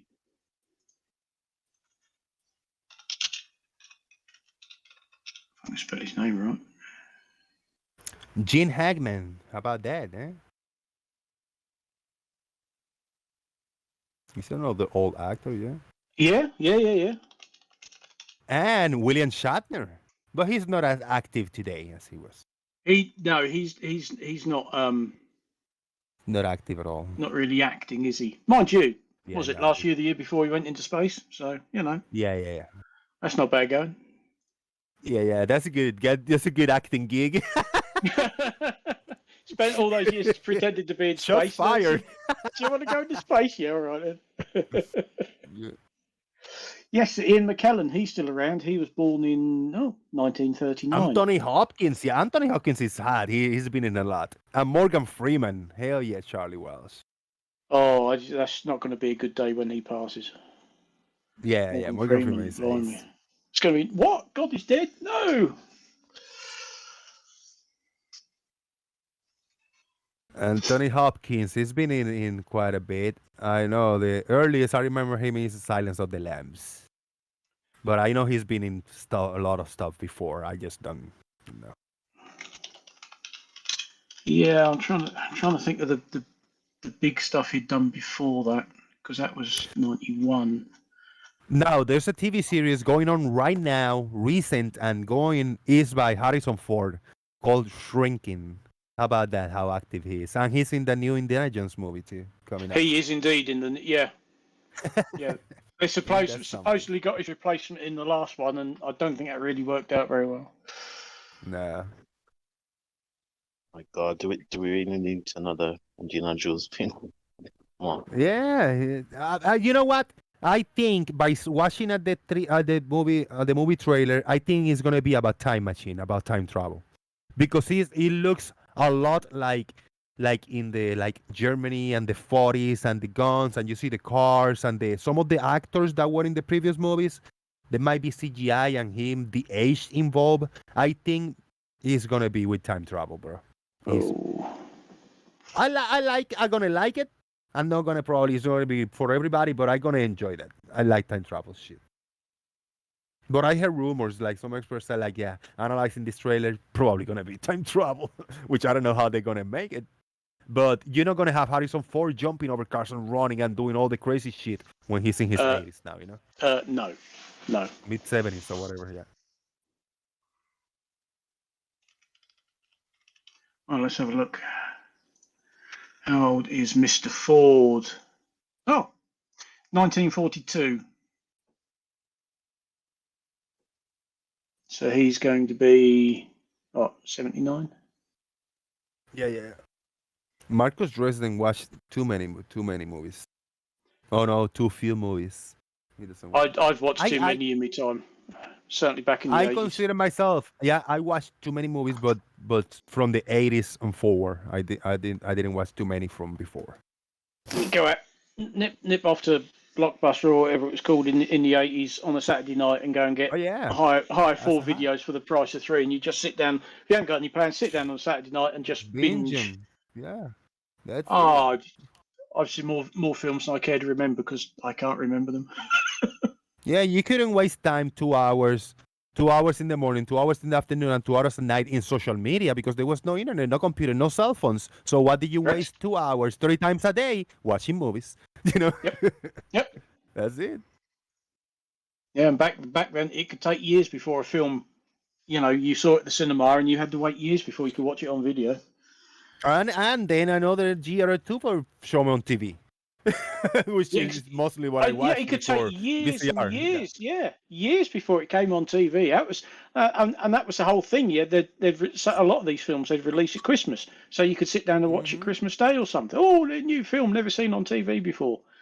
Now it's Saturday night, new movies. For us in Puerto Rico, Saturday nights was new movie night at 9 p.m. bro, and me or the whole family. There was 7 of us in the living room waiting at 8:30. We were already sitting in the living room waiting for what movie was coming up, and we didn't have TV Guide. We didn't watch a lot of commercials. That channel that we watched was just for new movies coming up, and we had like 4 channels in Puerto Rico back then in the 80s. So we were just waiting and like, what movie is it? Like, yeah, horror movie, yeah, me celebrating. And my mom like, well, I'm going to bed, pissed off, you know. That was good stuff, man. That was a painful wait back in the day. Watch it in the theater, man. And then you had to wait like a couple months to come out on VHS. Months. Some of them took bloody years over here. Literally, they took years. Yeah. I remember I used to work in a kind of a sister company to Blockbuster when I was a teenager, and the cost of a single VHS tape was about £100. Whoa! Yeah. Holy shit! So that they had to try to recoup as much money as possible from renting it. As it was crazy. Yeah, loss or stalling. Yeah. Yeah. Mm-hmm. Marcus Dresden never seen Blade Runner, the Harrison Ford one. Yeah. What? Oh, or the man, new one. I think he had.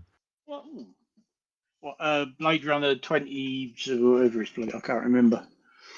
No, the original one when that came out. I mean, that was 79, 80, 81, something like that. And then of course there are so many versions since, because the one released in the cinema over here had him sort of talking over it, explaining what was going on. You know, like the old detective films used to.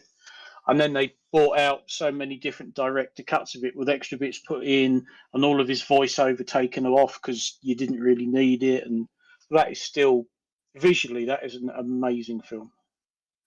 I don't drop character until I do the DVD commentary. Oh, that was Oh, god damn. That was Tropic Thunder.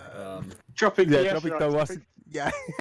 You That's guys, great, man. What do you mean, I you love guys? that. And then the guy behind it goes, "What do I you mean, mean, you people. guys? What do you mean, you people? You people. You people. What do you mean, you people? For 400 years, they keep us down. Oh, man. Hilarious. He's awesome. Apparently, they were thinking Robert about Downey, Robert Downey Jr. killed it, man. That's right. And they were thinking about doing a sequel. And apparently they said, no, you can't do that. You can't do a sequel to that now. Why not? And I know Tom there was a Cruise, I Tropic thought Tom Thunder. Cruise was brilliant in No, it. no, no. Oh, God. I didn't not know Tropic it was Tom Thunder. Cruise until afterwards. Yeah, man, I didn't know until the end me myself the first time. I say I recognize that guy. What the fuck, man? He's awesome. He's a great actor. Something familiar here. Fucking Tom Cruise. Yeah. Tom Cruise. Marcus Resident is recommending Titanic 2. It exists. Shout out to Marcus. Yeah, I love it. Oh dear. Yeah, that Dude, whole. No, Independence Day 2. What did they do, man? Why did they do that? Do you know, there are certain films, it's like, you've done it, it's great, don't fuck it up by doing a sequel. You know. Yeah, man. Yeah. No, I haven't seen the new Top Gun one, which I heard only great things about it. The first film I ever watched on video was Monty Python and the Holy Grail. Mm. But Alien wouldn't have been too far behind it, I'm sure. Yeah. No, the first movie I watched in movie theaters that I remember, because my mom and my dad used to tell me, no, we used to take you to the movies all the time. And I actually remember a few of those, but the one I remember, like the whole plot in the movie, was Annie. Annie from whatever, like the oldest one. It was just Annie, like the classic "Tomorrow, tomorrow." Oh yeah. But I remember watching in driving car. There was a driving car, and I remember going there, and I remember seeing, King Kong, one of the King Kong movies. I think in the mid 70s or late 70s. Oh yes, there was one. Yes. Yeah, and they were old. They were a little older, but they used to replay it like years after. There was the big whatever thing in the drive-ins, and they used to play all the movies in the big screen for the cars. Yeah. Dude, I remember going to a drive-in as a kid. I was, I can't remember what movie we went to see. Like, I can't remember how old I was, maybe about 10 or something. But going to the drive-in for the first time. Yeah. All I remember was like eating popcorn and hot dogs, and I don't remember the damn film that we went to see. Yeah. I remember King Kong, man, on the drive-in. That's great. Crazy. Yeah, we never really had drive-ins over here. Not really got the climate for it, to be honest. There's a new movie you guys gotta watch. Ape versus Mecha Ape. Don't you be telling me that's a ripoff of King Kong versus Godzilla versus Kong. No, it's Ape versus Mecha Ape. I love like those ripoff movies and shit. Like Sharknado. Knockoff movies. Oh, there are so many. There's a TV channel over here, and all it seems to do is show these. You know, it's not called Independence Day, but that's what they're trying to, copy. And it's just, you just sort of look at it, and you go, "Oh, is that? Oh, shit! No, that's another rip-off version." Not... You know. Yeah. They do. I think they do that for all people like are not in social media and they're not too active in like modern times, and they want to give a good gift for the kids, and they buy a knockoff movie or video game or something. Game console. Game console. My stepsons, well, they were still quite young. I mean, they would have been. They would have been. Hold on, they want to buy a PlayStation, but they buy a Polystation. You know. That's Sorry, it. go ahead. Yeah. No, the lads, one of their grandmothers, one Christmas just thought, oh, that's got kids on the front. That must be a good film for kids. Yeah, The Boy in Striped Pajamas.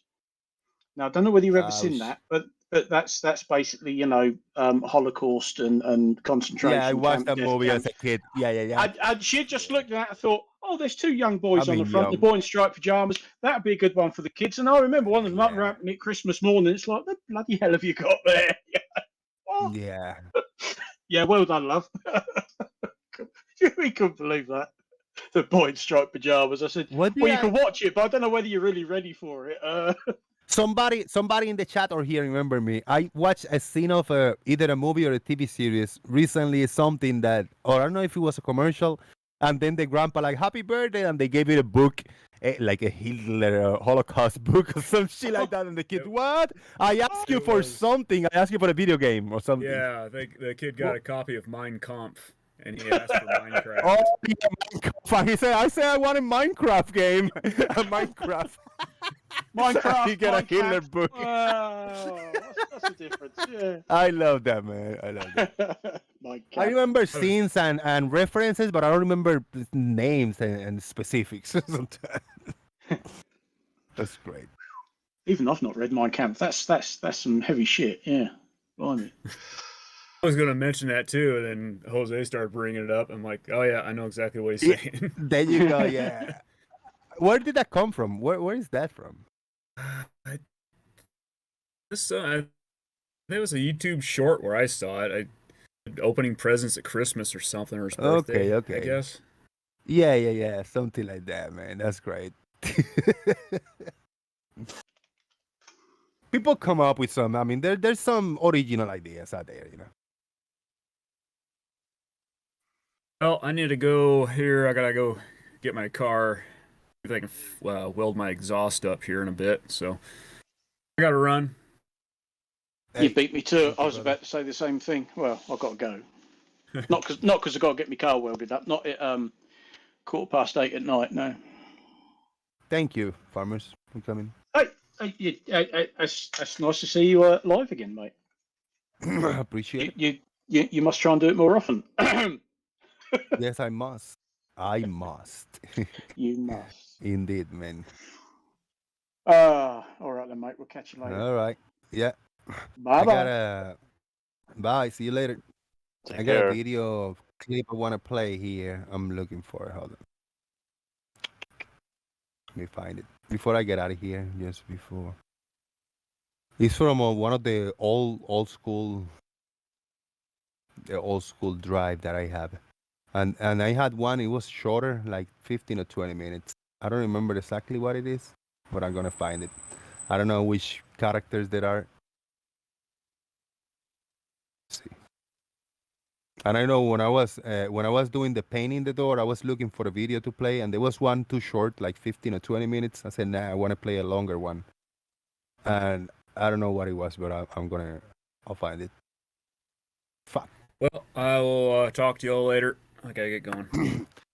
See you later, brother. Take care. Bye. Thank you for coming.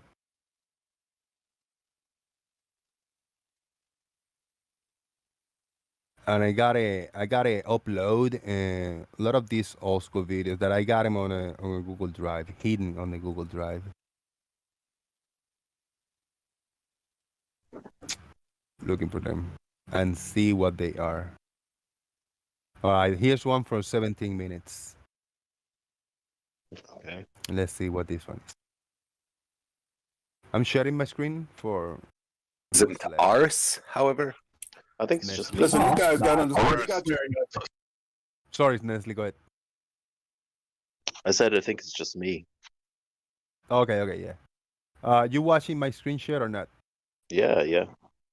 All right, I got a 17-minute video. Let's see what it is. I'm gonna play it in 1.25, and then we'll get out of here after that. Let's see what comes out of here. Isn't ours, however? Listen, you guys got to understand. You got Sorry, Bonnie. Ours. You got your mind already made up before the conversation even starts, so you automatically block everything out, and then you think you won something. You ain't won shit. Well, it's like listening to you troll. We already know what Troll you're my going ass. to say. Ain't nobody We've said it trolling you, 1,000 bitch. times before. Bitch, ain't nobody trolling you, ignorant motherfucker. I'm not trolling Conclusion's shit. already foregone. What you talking about? Bitch, I'm not trolling. I'm telling you how it is. You know how it is. Fuck is you talking about? No, you didn't. You just said that. You just said that Gleam whooped my ass, and that ain't even remotely close. Gleam totally had you on. Listen, Erebus, he kept on asking you to explain. Motherfuckers had to put up super chats and in the chat. Come on, Erebus, explain. Bitch, what was you running from? Scared ass.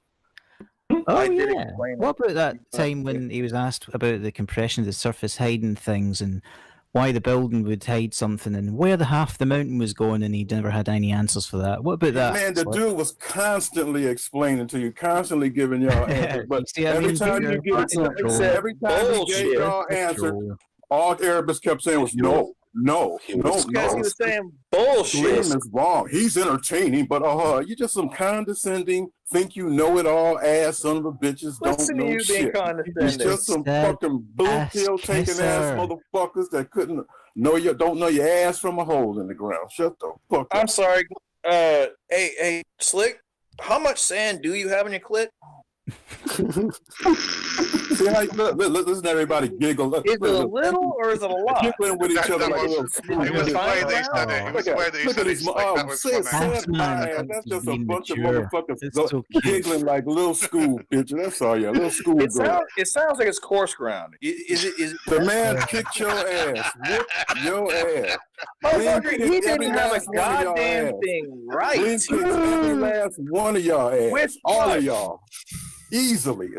How many times did I prove that motherfucker to be wrong? You ain't proved shit. You just full of tricks, bitch. Wrong. You just tried to catch him. You just tried to catch him in your dumbass tricks, and the shit didn't work. You really have some dumb beliefs. It didn't work? Oh, stop with the old dumbass belief shit. Don't nobody want to hear that dumb shit. Get a new line, you ignorant bastard. Believe what I'm saying is dumb? Believe my ass. Why don't you get a new line, you ignorant motherfuckers? That all you got is that same old stupid shit? Well, every time you open up your fucking mouth, it's that same old dumbass bullshit. Get a new fucking line. Listen to Mr. Originality getting upset. Damn, bitch, motherfucker, I'll whoop all y'all motherfucking damn, ass. Bitch, motherfucker, ass. None of y'all can't keep up with shit. Oh my god. Bitch, 7 or 8 of you motherfuckers. Hey, Snesley, you there? What do you think about that, man? What do you think about that slang? I can't watch the whole 17 minutes of that shit. I can't. That was the good old times, man. That was the days back in the day. Listen, I was gonna send you a PP, but PP limited my PP, so. Uh-oh. I'll have to. Man, hey, whenever you can, Yeah. I'll send you something in maybe about 4 or 5 days, whenever they kind of sorted it out. Yeah. That's cool, man. Hey, I appreciate it. Yeah, anything you can, whenever you can. Yeah. Thank you, brother. Appreciate it. You're welcome, man. Good to see you back. I'm gonna shoot on as well. So. Good looking out, brother. Yeah. Take care. Yeah. Take care. All right. For those listening, this was Slick James back in 2020. A little after show that we have 17 minutes. I don't know. I mean. I don't even know if I spoke here. I don't know if I've heard this. But yeah, let's listen to it. A few more minutes. Enjoy from back in the day, from the archives. This is the Slick James Show. Boom. I can whoop your ass. You are ass, bitch. What you talking about? You're a fucking armchair warrior. I could debate all you motherfuckers right now at one time and fuck all y'all up easily. Now, who want to start? Any one of you bitches. How do you know? I that's what I thought. In his life. Everyone knows. That's what I thought. Slick, is that an extra asshole you've got? That's what I thought. Listen to you. Come on, motherfucker. I'll just put out a challenge to you. Look at it. Motherfucker, come on. Any you want? Step up, motherfucker. Anyone? Step up where? Yeah, there you go. Why? What's going on, Slick? I mean, Wait, guys. I mean, we got still a handful of people. It wouldn't be nice. Why the need to swearing and like come at me and all this?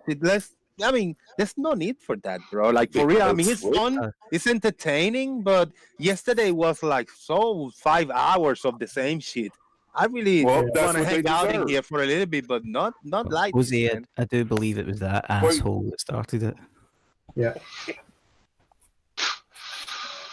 Banny, you were going to send me some examples of the single image depth result from machine learning, and you never did, and I'm holding you to it now because I do not believe them to be accurate. 2 minutes. Right. Well, Jose, in answer to your question, you asked me a question, but I didn't really get a chance to answer it. But the reason that I do it is, like I said, because these people are so arrogant. You know, like I said, they're just so condescending. They think they're automatically right before the conversation starts. So they think that because I'm right and you're wrong, I can talk down to you. See, so that kind of pisses me off, and I just get in their ass when they do that. But if I'm disrespecting your show too much with the way I hold myself, you know, I'll turn it down.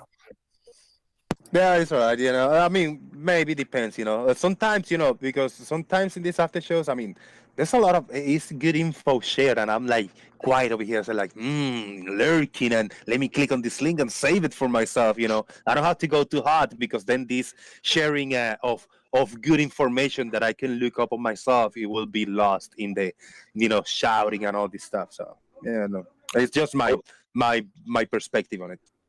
Post it in the side chat, Stingray. Okay, cheers. I might show you something as well in a second, Barney. Now, are y'all getting ready to get into one of them circle jerks where y'all just present stuff and agree with each other? Is that one it's turning into? Can you stop telling us? Ain't nobody talking to you. Ain't nobody talking to you. Mind your own business. There you go with that same. See, Jose, this is why I snap. See how you keep on with that same believe shit? The shit is just irritating. It's entertaining for me. Anyway it goes. Anyway, I'll stay quiet. Look, man, you have some very strongly held beliefs about what other people think. We have very same beliefs. But you seem to lack the maturity Stupid, ignorant ass, dumbass bitch. You stupid bitch. Why don't you get a new line? Well, when you change your lines, when you change your script. Bitch, listen, belief is for blue pill people, motherfucker. I'm red pill. You ignorant bastard. Like, you see, you just proved my point. You just told me red pill. I'm red pill. Beliefs are for. I didn't say that. What you believe about other people. I'm telling you, that's a fact, you ignorant bitch. You are. Don't you know the difference? Don't you know the difference between a fact and a belief, you ignorant bitch? It's all you have. It's a fact, motherfucker. If you can hear me through this, I'm going to share my screen, and I'm just going to show you something. Damn, you don't know the difference between blue pill and red pill, you ignorant bastard. Motherfucker. You are blue pill. Do it. Show me these blue pills. I'm telling you, you are blue pill. Show me the pills, you dumbass. I falsified Travis's Etherband. You ain't falsified shit. Come on, you can do it. Were you there? I'll sit your little stupid ass down. Who the fuck is dog is this LK belong to? There is a newer video. It's much better than this. Barney, can you say this? Come on, let's listen to Stingray's boring ass shit he got to put up here. No, it's not boring ass crap. Yes, it is. You always boring. Stingray, you just say ass a lot while you're telling what's happening. Oh, why don't you sit your dumb ass down before you get your ass whooped, bitch? So that's surface tracking from video, okay? Yeah, so Yeah, actually, these are American products as well. I had to have these shipped in, which is a bit weird. So, are those all simulated? What do you mean? Oh no, you're VRing. You were supposed to say you had VRing bitches shipped in, and it was a pain in the ass. Yeah, so that's what I'm detecting. Is there any point to this? Is there any point to this? And even the orientation, even the orientation of the coat, Barney. Yep. Very nice. We've actually moved on from this as well. Oh, and I can also just to compare it. Wait a minute. Let's just I'll put it down somewhere actually. Give me a sec. Put it down there. Shouldn't I? Yeah, there we go. Yeah. So just to compare it, you can see that actually bollocks. I might as well just put it on the wall and turn it around. What is this supposed to mean? You did this before on the show. We seen this shit already. What's this supposed to mean? Yeah, Yeah, no, this was for Barney.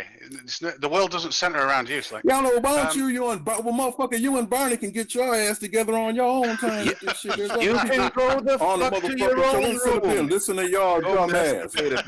Keep your ass out here, you dumb Release bitch. some of that pressure. Please, let's stop talking about asses. Please. Bitch won't shut his ass up. Yeah, motherfucker with that dry ass academic shit. Come on, you ain't got nothing else? What is this shit supposed to mean? Is it supposed to mean something so you could do graphics? Hoop-de fucking do. Indeed. You know how many people could do graphics? That shit is all over the place. This motherfucker's out here blow your ass away in graphics. And you act like you're showing something. Out of everything that was demonstrated there, graphics was quite possibly the least most important thing that was being shown there. Oh, yeah, Dean, whatever. I'm telling You you, ain't now, showing nothing. your model's fucked because when you were moving up and down, nothing was disappearing bottom up due to perspective. Look at y'all giggle like a couple You little bastard! I've schoolgirls. just taken a sip of fucking lemonade. You bastard!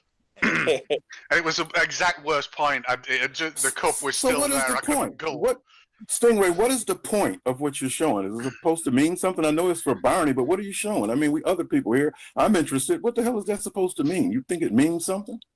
No. That doesn't sound like you're very interested.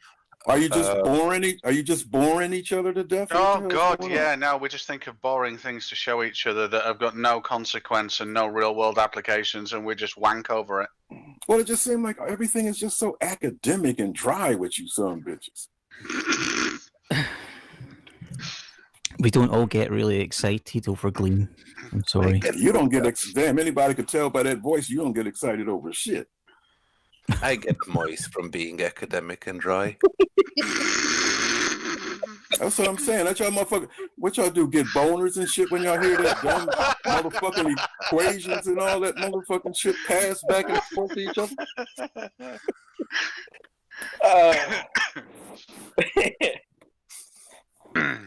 Okay then. Well, Slick, why don't you entertain us? I'll entertain the foot in your ass. Oh, that's great. I didn't actually ask for an ass party. I didn't actually ask for. Tell us something Where interesting. the fuck is you from? Where the fuck Don't want to you hear from? about your foot. Don't want to Where hear the fuck about is your your ass. dumb ass from? You sound like You a dumb fucking bitch. moron. What part of the fucking earth you from? Damn, take your motherfucking ass to the hood and get some fucking soul in your ass. Where the fuck is you from? You sound like a moron. Oh, you want to go, Barney? I'll debate your motherfucking ass. You got something you want to roll with, bitch? Step your ass up to the plate. No, today Yeah, I'm here just to giggle like a girl. All right, well, sit your ass down and giggle.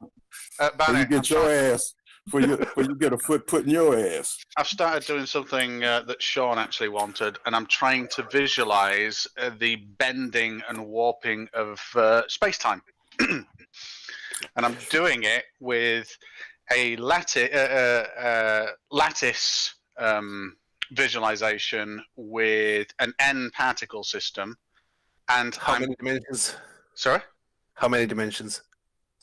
Right, so obviously I can only show 3 dimensions. However, the 4th dimension and the magnitude of the effect I'm going to use as either particle emissions from the points that are affected or color along the vector as it's stretching.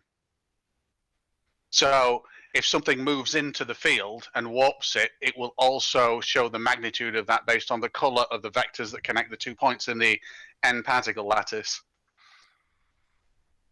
Unless you've got better ideas to visualize a dimension that you can actually visualize. Well, that is incredibly hard to visualize. Yeah, use Flatland. That's the best idea that I have. Use the 2D universe and present it in 3D. No.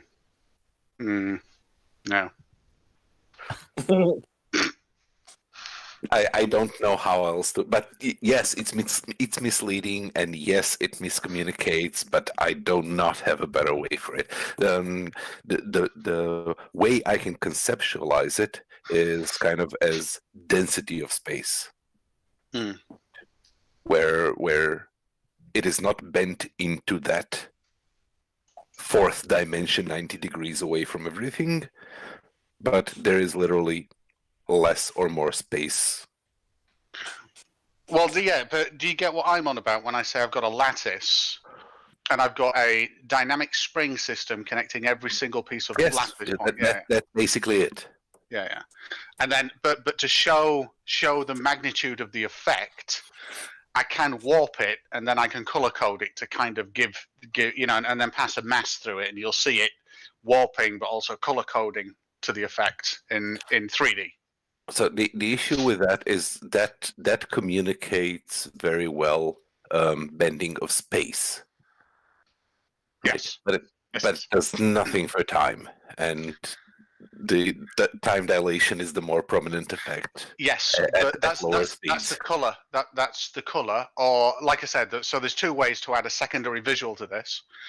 My first way was to was to colorize the edge for each one of those lattice points based on its deformation and to show time dilation. Or the second one is forget that. Every single point of that lattice, I actually create some omni kind of emitter for, which just omnidirectionally emits particles as like pulses and things that can also be color coded. But then it shows the passage of them as the actual time, and obviously the time alters based on that. Can you literally have pulsing lights that are all pulsing at the same interval, but yeah. But that's why I want to do it with particles, though, rather than lights. With particles. Yeah. So that's what I decided. Would be a cool visualization. That would be so much better than those annoying clocks. I know. All these particles are pulsing at the same rate. Yes. The differences that you see are the differences in the passage of time. I am very much looking forward to seeing that. This is absolutely fantastic. Anybody got a cigarette? I'm gonna need a cigarette after this. Yes. Are you back in your town now, Barney, or are you still? No.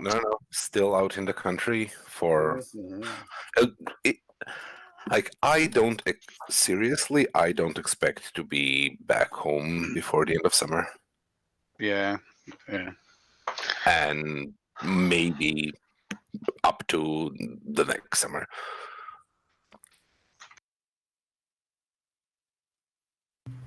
All right, let's wrap it up like that.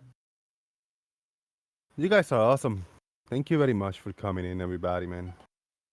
It was a great, different festivity today. It was fun. It was small, very family-oriented. Oh, no, it wasn't, because Slick James, at the end with that old-school recording, fucked it all up. He was saying a lot of motherfuckers and ass and all that shit. Stingray made it from a PG-13 show to a It's All Bullshit show. Thank you very much, everybody, for coming. I appreciate it. If anybody want to support, help a brother out, hit me up on PayPal. There's a link that you can find in the description box on the video. Hit that like button if you haven't done so.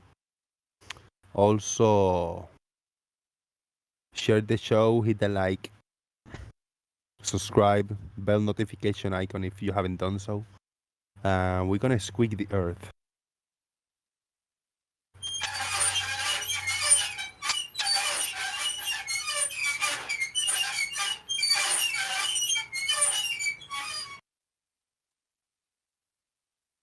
Not because I did it. Not because I did it. But I think that's a masterpiece right here. This door, painted door. You see the mosquito in there? Wait, is it right here? No, it's right somewhere around here. Because of the angle of the camera that you're looking at. There's a mosquito right there. Big mosquito. Motherfuckers are like vampires. Was fun listening back to Slick and the gang today. Thank you, Ben the Light. I appreciate it, everybody, for coming in.